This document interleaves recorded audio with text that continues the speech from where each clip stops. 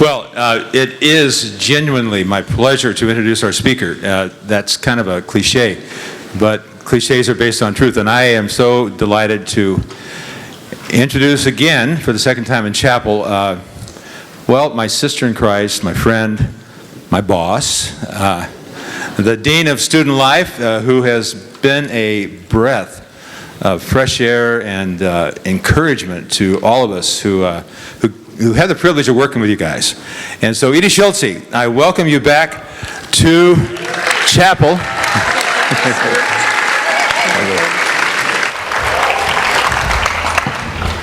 Well, good morning, everybody. It is so great to see you, and I just want to tell you that I am so glad that you're here. I'm glad you're here in chapel for sure, but I'm also really glad that you're here at Westmont. And I don't just say that genuinely, it just warms my heart. I love being here and I love working with you. And I believe that anybody who's here at Westmont is here for a purpose. They're not here by mistake. I believe that God brought you here, and I believe that you belong here. But let me name, just right off the top, just some of you might not feel that right now. That's okay. But I do believe that you're here for a purpose. You might not feel like you fit, or you might not feel like you belong yet, or this might be a season where you're just wondering, are you going to make it here? But part of my job is to help you and to ensure that we've got support and services in place to help you find your way, whatever it is that you're feeling. And I do believe that you are here by design and that you're here for a purpose. So I'm going to give you some phrases this morning, and these are concepts. Are we on there, Brad? Okay, this is going to the south real fast. Is it up? All right. So I'm going to give you some phrases verbally about what we're talking about this morning. Edee is there. Huh? It's there.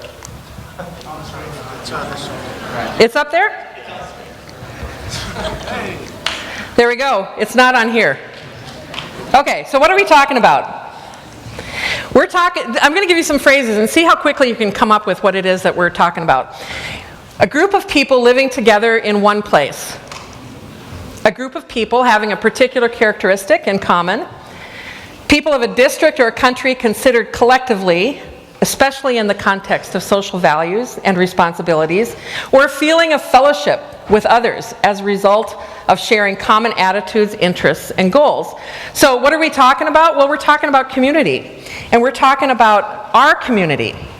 So this morning I want to talk about 3 marks of our community, and I'm going to talk about them all under the theme of one.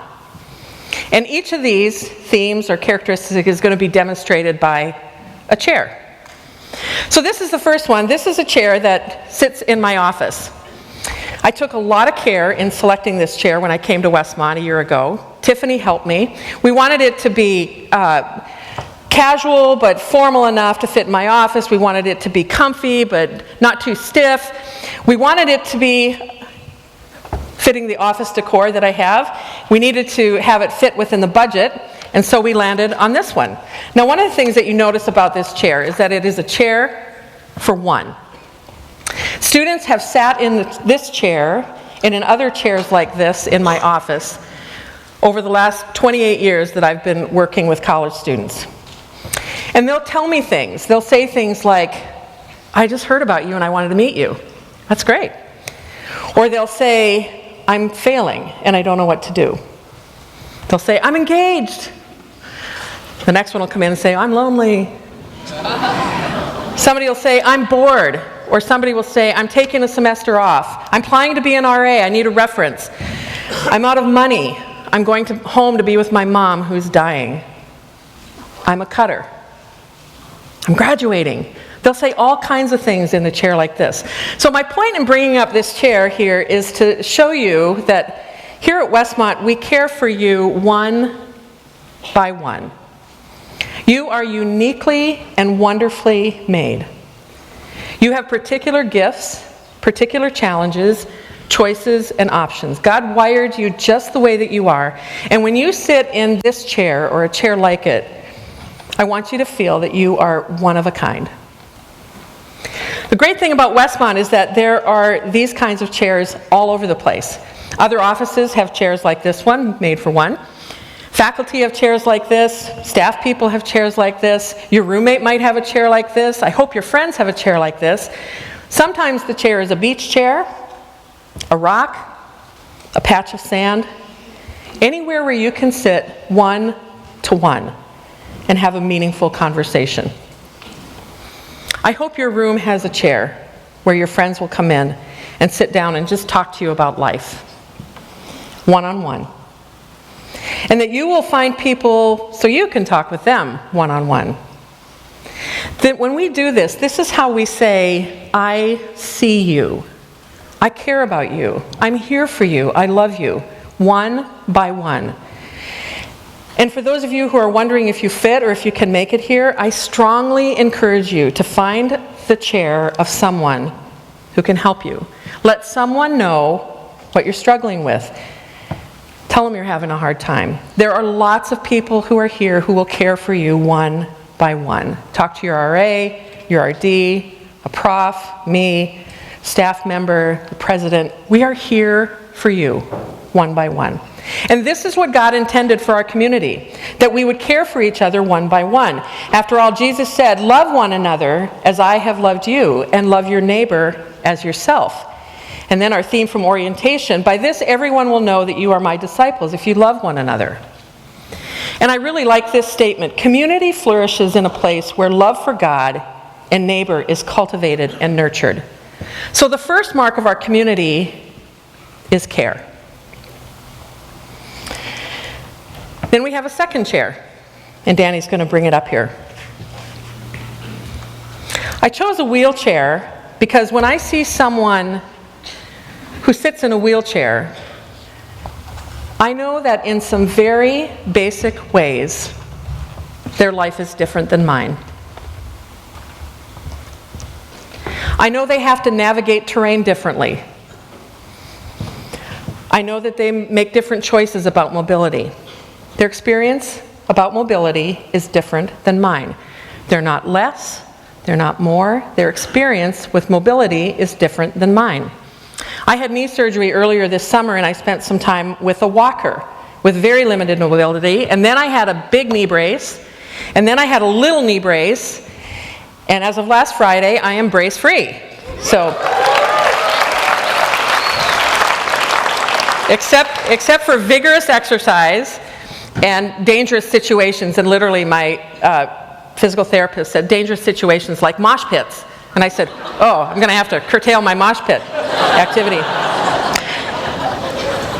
But when I was in my brace this summer, and even these days, I had to make different choices about mobility than I normally do for getting around. My doctor has said, don't go downhill. You can't walk downhill yet. So getting to chapel for me includes a golf cart or a car because it's downhill from my office to here. But let's say someone was sitting in a wheelchair like this, and you were sitting in this comfy chair. I hope that each of you would have respect for the other, and that you would respect the differences between the two of you. Again, not better, not more, not less.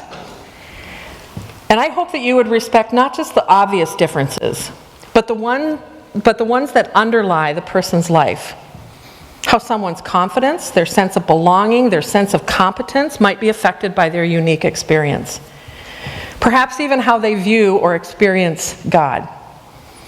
I hope you have respect for others in their difference. And in our community, we do respect one-to-one.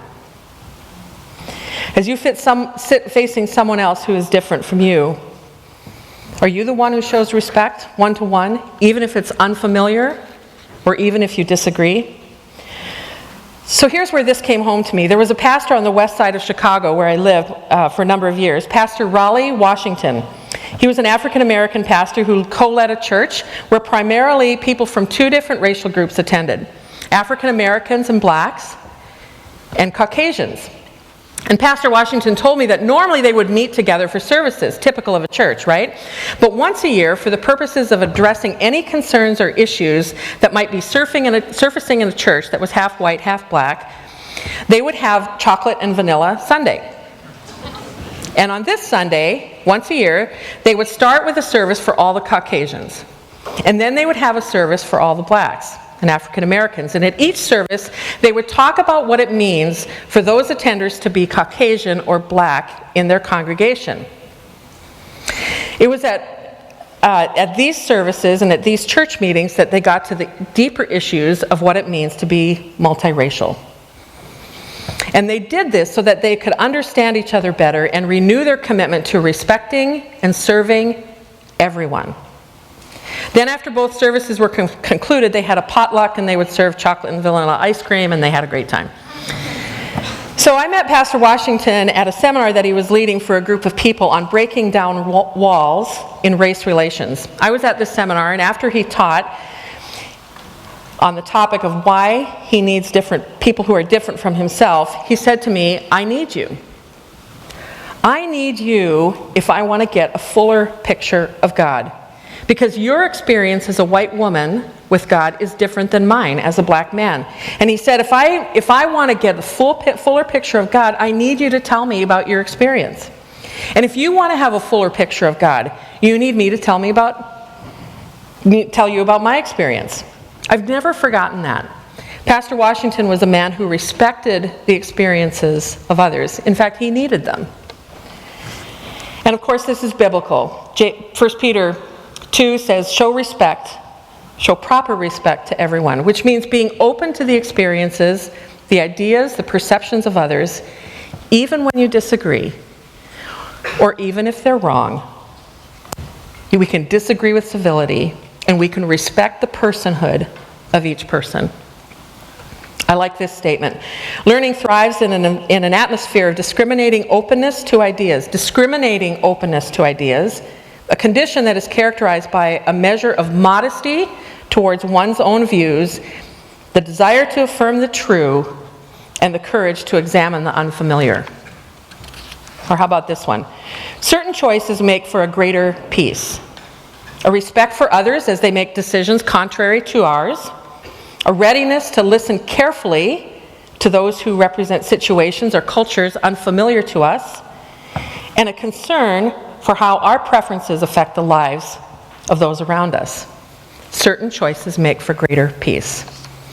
This is respect, the second mark of our community. If the first mark is care, one by one, we have respect, one to one. And this is the third chair.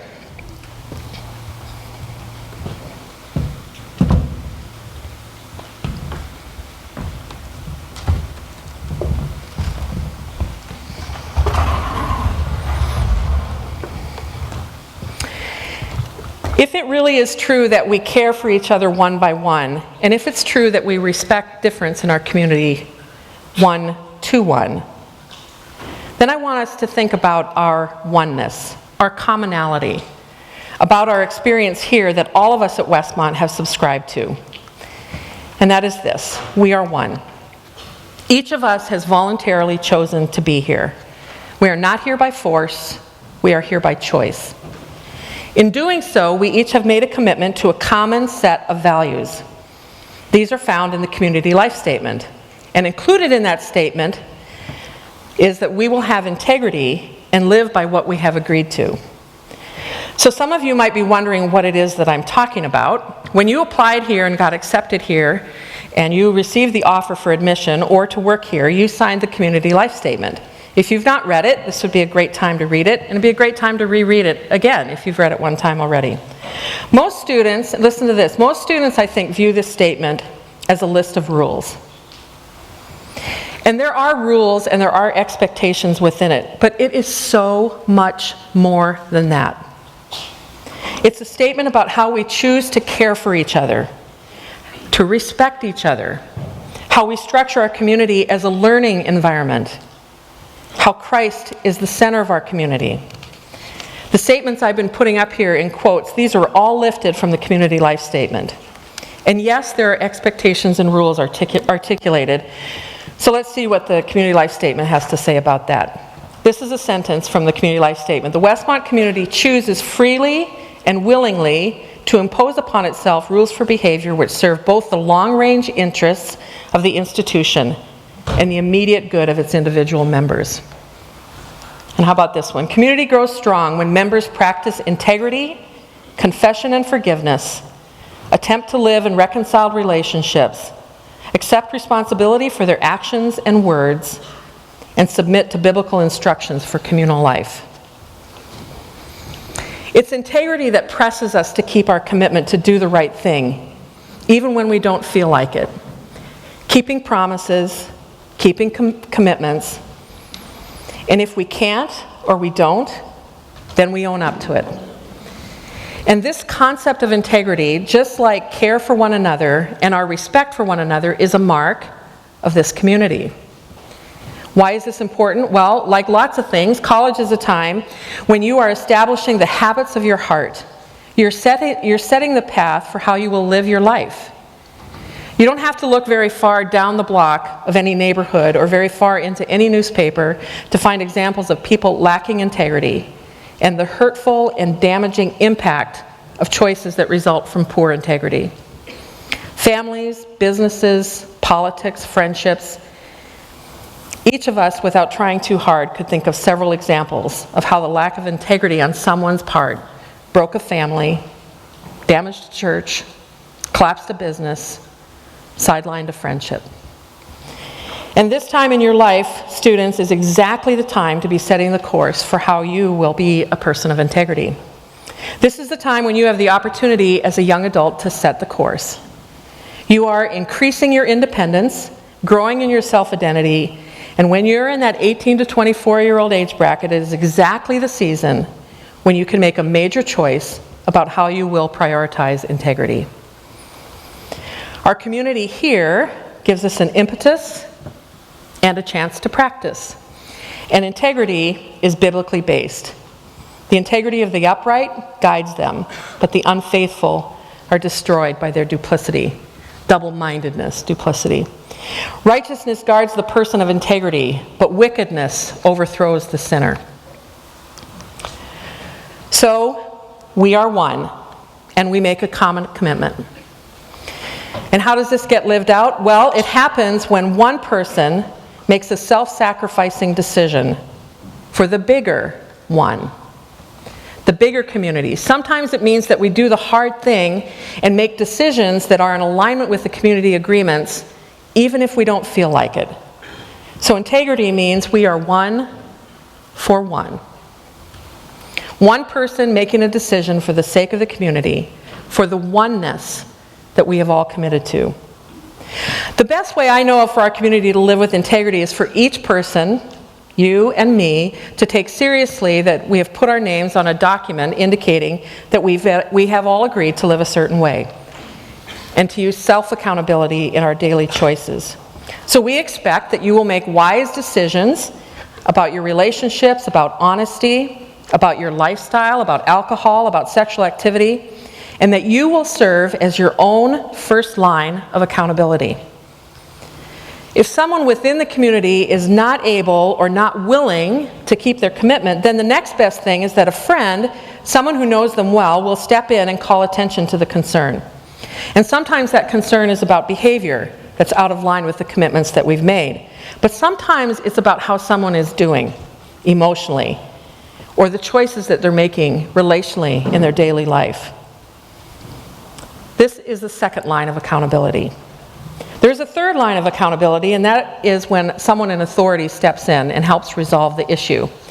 And if the first line of accountability is working and the second line of accountability is working, there is less need for the third line of accountability. Matthew 18 teaches a model. If someone sins, go to that person privately, lovingly, and address the concern. And if that doesn't resolve the issue, then bring in one or two others with you. And if that doesn't address it, then bring in the elders. And all this hinges on the willingness to confront and be confronted. Now, I know that this calls for a great deal of maturity. And I'll be the first one to admit that, sadly, the generations before you have not done a very good job at this. But I think we can do this. I think we're up for it. I know it's not popular these days, and we tend to have a perspective of live and let live. Who am I to think that I have something to say into somebody's life? But live and let live is not the kind of community God calls us to. There are some absolutes. There are some things that are right, and there are some things that are wrong. There are things that are helpful and constructive, and there are some things that are destructive. In the destructive category, lying, stealing, pride, envy, malice, slander, gossip, sexual immorality. So I'm going to teach you a way this morning of having the hard conversations with your friends. So if you're concerned about somebody and how they're doing in their life, or if you know that someone's self-accountability has been compromised, you will have a way of addressing the concern with respect and with care. And we've put all this information online on the Student Life website, so if you want to go back later and have a look, you can see it there. But let me teach you this way that I learned a long time ago on how to have tough conversations. It has helped me countless times, and I've been teaching it to students and other people for about 15 years. The goal is that this will open up conversations that will help you address the concerns in people around you and potentially save relationships, save somebody's emotional well-being, maybe even their physical well-being. So it is 7 I statements. All these statements start with I. The first one is, I pray.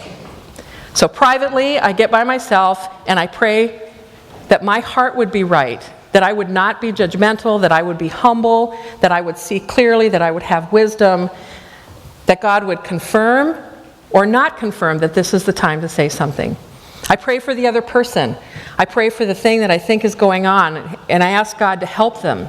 And then I pray for the right opportunity and the right words to have a private, loving conversation where I can express something that's on my mind. So I pray. So I set up that private conversation and I say, here's what I care about.